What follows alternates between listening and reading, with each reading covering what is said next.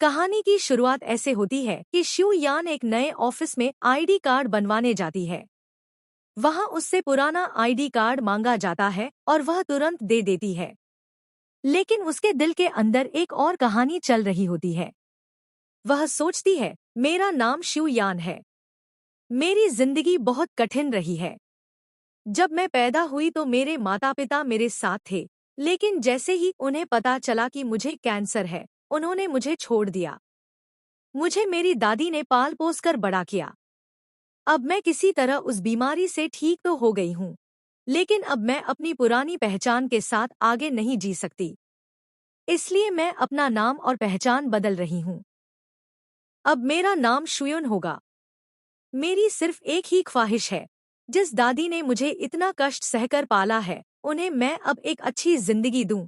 इसके बाद सीन बदलता है और एक अमीर घर में शुयन अपने नए माता पिता के रूप में दो लोगों के साथ बैठी दिखाई देती है। तभी सामने हमारी कहानी का शेन बैठा होता है और खुशी से कहता है, बहुत बहुत शुक्रिया शुएन, मुझसे शादी करने के लिए। शुएन अपने नकली माँ बाप को लेकर शेन के घर आती है। सब लोग बैठते हैं तो शुएन के साथ आए दोनों लोग मुस्कुराकर कहते हैं, अरे हमें क्यों धन्यवाद बोल रहे हैं, हमें ही शुक्रिया कहना चाहिए।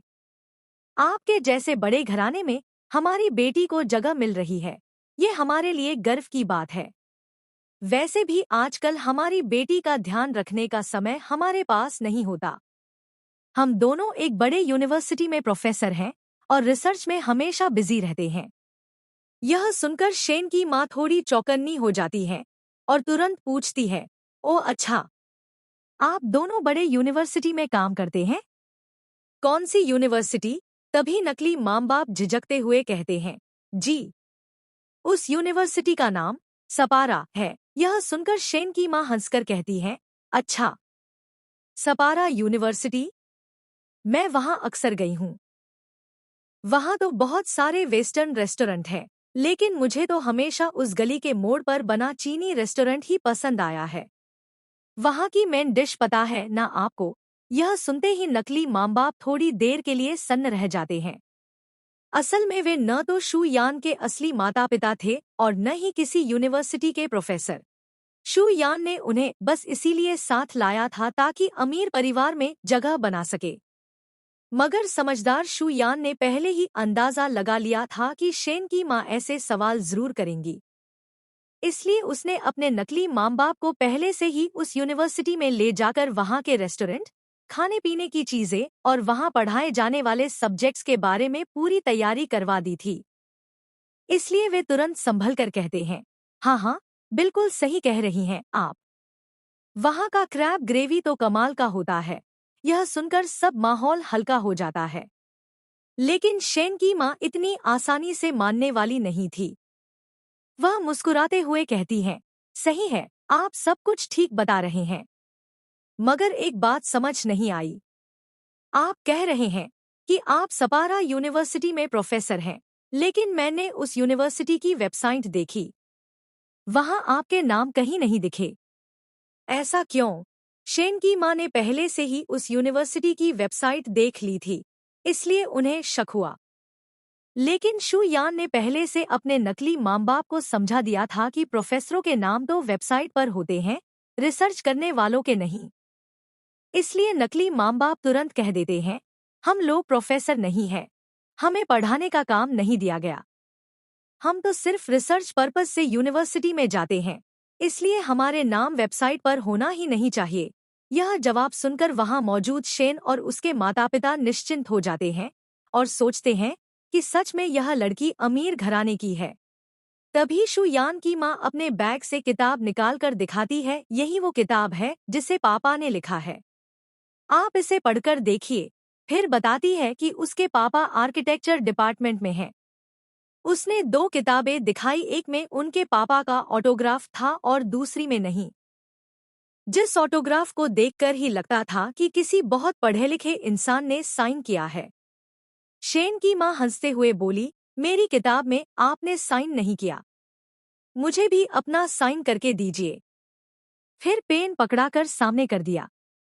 पापा ने तुरंत सही ढंग से साइन कर दिया। पापा को पहले से ही बहुत प्रैक्टिस करवाई गई है ताकि उनका साइन एकदम परफेक्ट लगे। कुछ देर बाद सब साथ में खाने बैठते हैं। तभी शेन की माँ शू यान को अकेले बुलाकर धीरे से पूछती हैं, तुम्हें तो अंडा बिल्कुल पसंद नहीं है ना? यह सुनते ही शू यान का चेहरा बदल जाता है। वह हिचकिचाकर हाँ कह देती है। तब शेन की माँ मुस्कुराकर फिर पूछती हैं, अच्छा, लेकिन तुम्हारे पापा मम्मी ने तो तुम्हारी प्लेट में अंडा रखा था। अगर वे सच में तुम्हारे माता पिता हैं, तो उन्हें तो यह पता होना चाहिए कि तुम्हें अंडा पसंद नहीं। उन्हें इतना भी नहीं पता। यह सुनते ही शू यान का मन अंदर से घबरा जाता है। अब तो मैं पकड़ी गई। तभी शेन की माँ गंभीर होकर कहती है, देखो, चाहे तुम कितनी भी प्लानिंग क्यों न कर लो, झूठ को सच में कभी नहीं बदल सकती। यह सुनकर शू यान रोने जैसी हालत में आ जाती है और कहती है, माफ कर दीजिए, मैंने झूठ बोला था। शेन की माँ तुरंत पूछती है, झूठ? किस बात का झूठ? शू यान गहरी सांस लेकर सच बताती है, असल में मैं बचपन से अपनी दादी के साथ पली बड़ी हूँ। मेरे माँ बाप मुझे छोड़कर विदेश चले गए थे। कहते थे कि उन्हें रिसर्च करनी है, इसलिए मेरे और उनके बीच कोई खास रिश्ता नहीं रहा। इस शादी के लिए ही मैं उन्हें बुलाकर लाई हूँ। लेकिन सच्चाई ये है कि बचपन से मैंने उन्हें बहुत मिस किया है। शायद इसी वजह से आज भी मैं उनसे खुलकर बात नहीं कर पाती। यह कहते हुए उसकी आंखों में सच्ची तकलीफ और बेबसी साफ झलकने लगती है। शेन की माँ उसकी बातें सुनकर मान जाती है और कहती है, अच्छा, तो बचपन से तुम्हारे माँ बाप तुम्हारे साथ ही नहीं थे? हाँ, इसीलिए मुझे असली माँ बाप का प्यार कैसा होता है कभी समझ ही नहीं आया। शू यान रोकर जवाब देती है। तभी शेन की माँ उसके कंधे पर हाथ रखकर कहती है, चिंता मत करो, मेरा बेटा भी तुम्हारी तरह ही है। हम भी काम के कारण उसके साथ ज्यादा वक्त नहीं बिता पाए, इसलिए वह भी अक्सर अकेलापन महसूस करता है।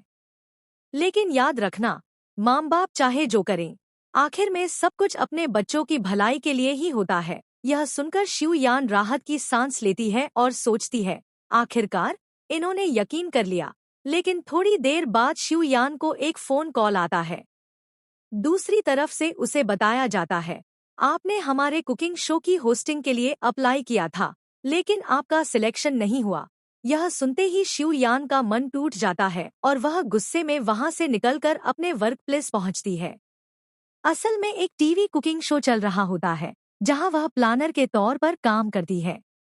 मगर उसका सपना तो शो की होस्ट बनने का था, इसलिए उसने आवेदन किया था, पर रिजेक्ट हो गई। इसी बीच शो की असली होस्ट उसके पास आकर ताना मारती है, क्या सोचती हो तुम? खुद को बहुत बड़ी स्टार समझती हो? जब मैं यहाँ हूँ तो तुम होस्ट के लिए अप्लाई कैसे कर सकती हो?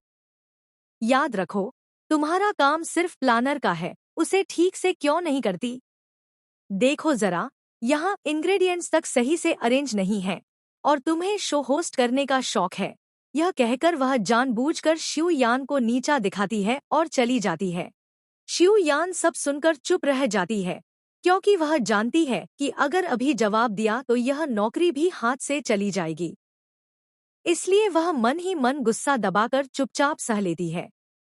बाद में वह डायरेक्टर के पास जाती है, लेकिन वहां से भी उसे सुनना पड़ता है, तुम चाहे जितना काम कर लो, लेकिन सच यह है कि अभी हमारे शो की रेटिंग ही ठीक नहीं चल रही। शू यान थोड़ी घबराई हुई थी। सर, मैं तो अपनी तरफ से जितना हो सके सब अच्छा करने की कोशिश कर रही हूँ, लेकिन कुछ भी सही से नहीं हो रहा। अभी मैंने सोचा था कि एक नए गेस्ट को बुला लूं। उनका नाम है चन्मा। डायरेक्टर थोड़ा हैरान होकर बोला, क्या उन्होंने आने के लिए हाँ कहा है? उनका तो बहुत बड़ा नाम है, क्या उन्होंने अपना शेड्यूल दिया है? शू यान झेंपते हुए बोली, नहीं सर, मैं अभी तक उनसे शेड्यूल नहीं ले पाई। इस पर डायरेक्टर गुस्से में कहता है, पहले उनसे शेड्यूल ले आओ, उसके बाद मुझसे बात करो। शू यान बार बार चन्मा को मेल करती है, लेकिन जवाब ही नहीं मिलता। वह घर पर बैठकर सोचती रहती है कि काश उनका नंबर मिल जाए। तभी शेन वहां आता है और कहता है, ये लो उनका नंबर। शू यान हैरान होकर पूछती है, ये नंबर तुम्हें कैसे मिला? शेन मुस्कुराकर कहता है, चन्मा मेरे दोस्त हैं, मैंने पहले नहीं बताया था, लेकिन अब कोई बात नहीं। ये नंबर तुम इस्तेमाल करो। शिव यान खुश होकर बोली, ओह, थैंक यू सो मच, और शेन को गले लगा लेती है। शेन भी उसे कसकर हक करता है। तभी शिव यान पूछती है, आज मेरे मम्मी पापा तुम्हारे घर गए थे ना? सब कुछ ठीक रहा ना? तुम्हारे मम्मी पापा को वो अच्छे लगे ना? शेन शांत स्वर में कहता है, उन्हें पसंद आए हों या न आए हों, मुझे उससे फर्क नहीं पड़ता, क्योंकि मुझे तुम पसंद हो।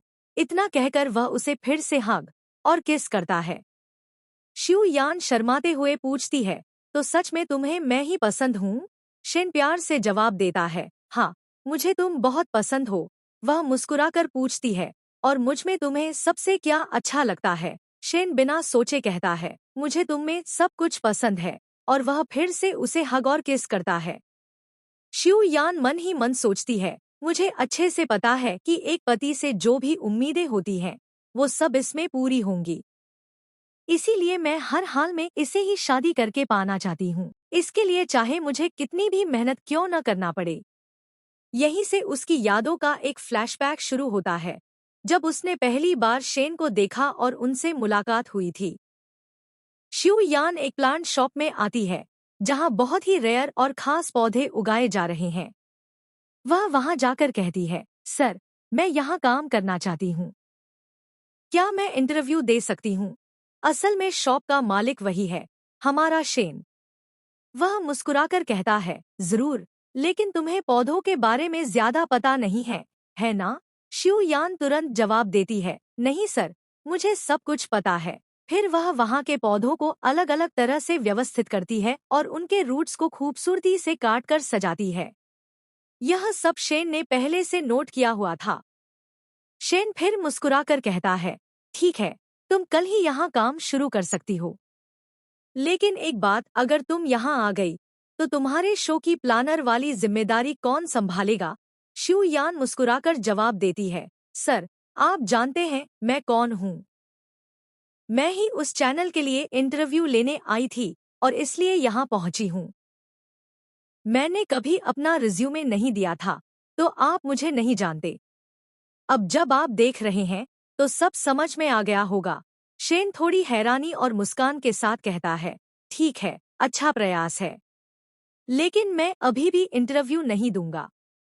शिव यान ईमानदारी से कहती है, सर, मैं आपको धोखा देने नहीं आई, बस मैं आपसे बात करने का मौका चाहती थी। और फिर मुस्कुराते हुए कहती है, सॉरी, मैंने जिस तरह आपको अप्रोच किया, उसके लिए मुझे माफ कर दीजिए। लेकिन चाहे आप इंटरव्यू दें या न दें, मैंने पहले ही तय कर लिया था कि मैं आपको एक गिफ्ट जरूर दूंगी। ये लीजिए, इसे रख लीजिए। इंटरव्यू न देने पर भी कोई बात नहीं। गिफ्ट खोलकर देखा तो उसमें एक बहुत पुराने और मशहूर बॉटनिस्ट का कलेक्शन था।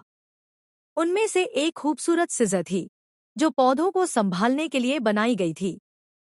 शिव यान ने मुस्कुराते हुए कहा, मुझे लगा ये आपको जरूर पसंद आएगा। इसके साथ ही एक फ्लैशबैक दिखाया गया जब शिव यान एक दुकान पर टेस्टिंग के लिए गई थी। वहां उसने देखा कि किसी ने मिट्टी नीचे गिरा दी थी और उसी के साथ एक छोटा सा सिजर भी गिरा। उसने तुरंत उठाकर दुकानदार लड़की को दिया। लड़की ने राहत की सांस लेकर कहा, अच्छा हुआ आपसे ये मिस नहीं हुआ। ये हमारे बॉस का फेवरेट है। वो एक मशहूर बॉटनिस्ट हैं और यह उनका रेयर कलेक्शन है।